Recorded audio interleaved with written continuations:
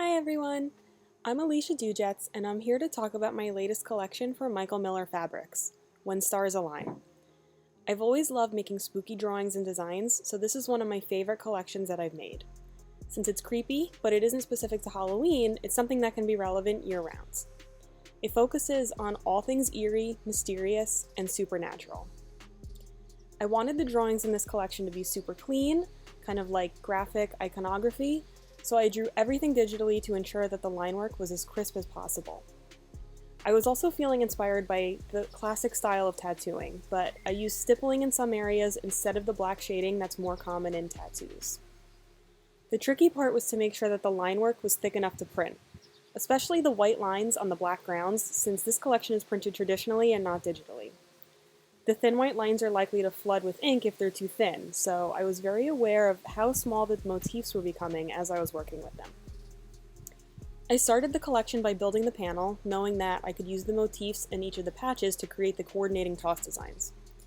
And I drew inspiration from items needed for a seance, like the candle, pendulum, and crystals, and I included creepy imagery in general, like the snake and the skeleton keys. I've always been fascinated with Ouija boards, so that's where I started, but I was also sure to include tarot cards, a book of spells, and symbols of bad luck, like a black cat. But inversely, there are items to represent good luck, like the Eye of Providence, and herbs reused to deflect negative energy. The line wouldn't have been complete without bats and phases of the moon as well. The collection has a very limited palette, including one of my all-time favorite colors, which is the dirty, mustardy green that you see. I felt really strongly about using this color, and it pairs so well with purple, which most people would probably prefer, so it's a win-win to have both. The Ouija toss is available as black line work on a white ground, or the inverse, white line work on a black ground.